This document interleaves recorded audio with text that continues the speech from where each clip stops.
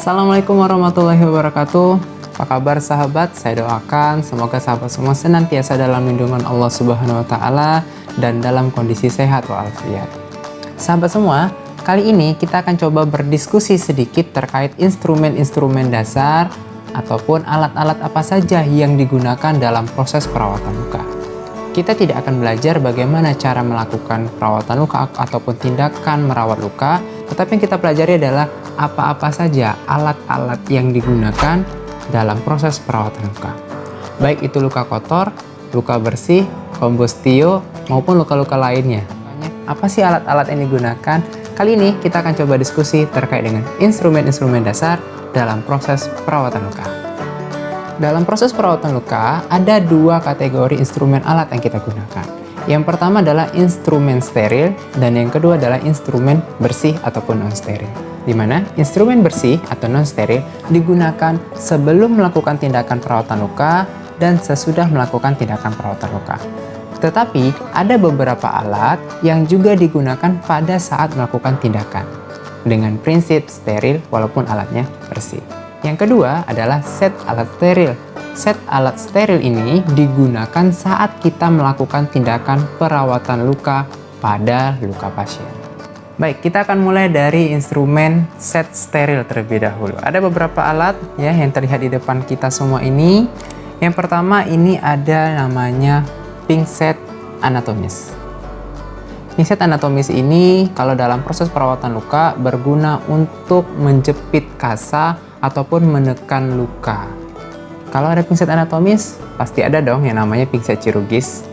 Pinset kirurgis dalam proses perawatan luka memiliki fungsi yang sama, yaitu untuk menahan kasa dan menekan luka jikalau diperlukan. Apa sih perbedaan anatomis dan kirurgis? Kalau anatomis, dia tidak memiliki mata, dia hanya bergerigi saja. Dia memiliki gergaji di kedua sisinya. Tetapi kalau anatomis, dia tidak memiliki gergaji, tetapi memiliki mata, dua mata di sisi kanannya dan satu mata di sisi satunya lagi. Ini adalah pinset kirurgis dan pinset anatomis. Oke, selanjutnya ada klem arteri. Ya, klem arteri di sini ada dua. Ada klem arteri yang bengkok dan ada klem arteri yang lurus. Sesuai dengan namanya, klem arteri itu menekan ataupun menjepit bagian organ tubuh, tetapi khusus pada pembuluh darah. Jadi kalau ada terdapat perdarahan, maka kita gunakan klem arteri untuk menjepit pembuluh darahnya. Boleh menggunakan klem arteri bengkok ataupun menggunakan klem arteri yang lurus. Selanjutnya ada mosquito clamp. Mosquito clamp atau sering juga dikenal dengan klem lurus panjang. Mosquito clamp, ya ini fungsinya hampir sama dengan klem arteri tadi.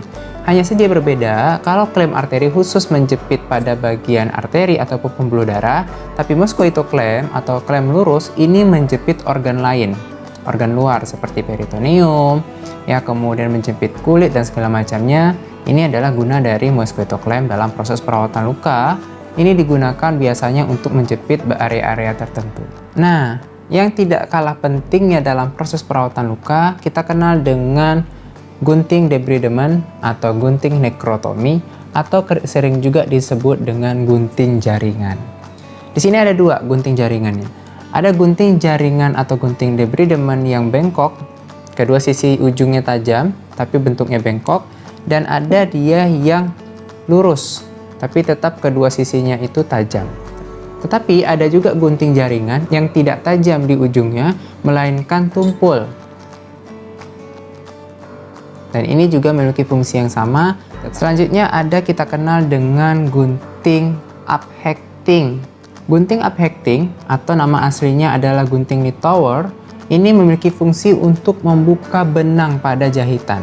Apa ciri khasnya? Dia memiliki bulan sabit di salah satu sisinya.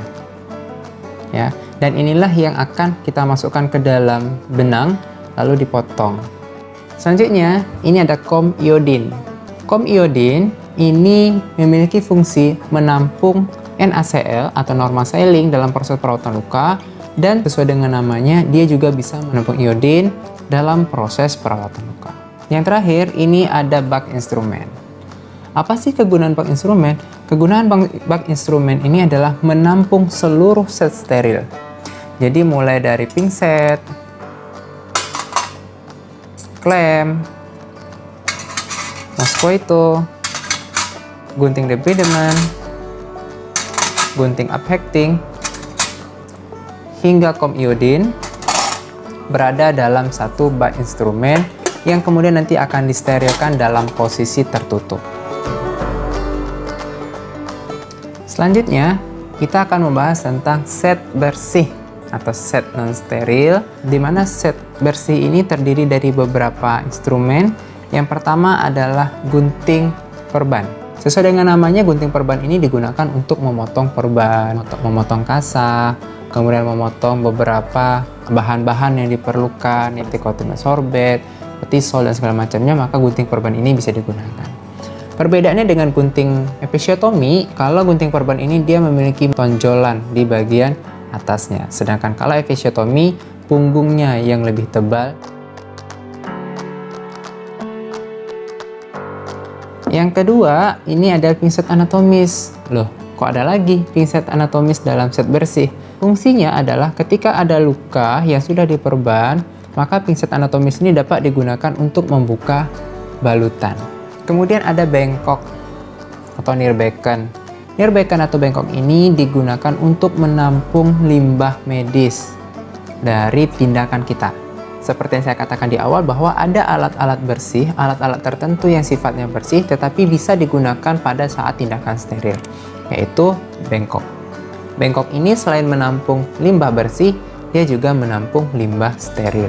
Contohnya, kasa yang kita gunakan untuk membersihkan luka, masukkan ke dalam bengkok. Perban yang tadinya terpasang menutupi luka pasien dan kita buka menggunakan pinset anatomis, kita masukin juga ke dalam bengkok. Begitu juga dengan gunting perban, ini juga bisa digunakan sebelum, saat, dan sesudah melakukan tindakan. Alat selanjutnya, saya yakin teman-teman semua sudah familiar dengan alat satu ini, yang kita sering sebut dengan kom bertutup atau kom saja. Nama alat ini sebenarnya adalah caking dalam bahasa Inggris, atau dalam bahasa Indonesia kita sering sebutnya itu adalah cucing. Nah, cucing, caking, ataupun kom bertutup ini gunanya apa sih? Kegunaannya ada dua. Kegunaan pertama adalah untuk menampung kasa steril ataupun menampung kasa yang sifatnya bersih. Tapi dalam proses perawatan luka, biasanya caking ini digunakan untuk menampung kasa steril, atau kalau ada caking satu lagi digunakan untuk menampung kapas alkohol. Selanjutnya, ada bak instrumen kembali. Bak instrumen ini seperti saya katakan bahwa dia kegunaannya adalah untuk menampung instrumen. Dan instrumen yang diletakkan dalam bak instrumen ini adalah pinset anatomis, kemudian gunting perban. Sedangkan untuk bengkok dengan caking itu berada di luar bak instrumen. Baik, demikian tadi diskusi singkat kita terkait instrumen-instrumen dasar dalam proses perawatan luka yang bisa digunakan dalam proses perawatan luka bersih, luka kotor, kombustio, skin graft, dan luka-luka lainnya. Jikalau sahabat memiliki pertanyaan, kritik maupun saran, silakan saja diajukan di kolom komentar. Dan tidak ada salahnya jikalau sahabat memberikan support kepada kami dengan klik subscribe. Dan jikalau sahabat juga ingin terus mengikuti perkembangan kami, silakan aktifkan tanda lonceng agar ketika kami update, sahabat juga mendapatkan update tersebut. Terima kasih, saya undur diri. Assalamualaikum warahmatullahi wabarakatuh. Bye-bye.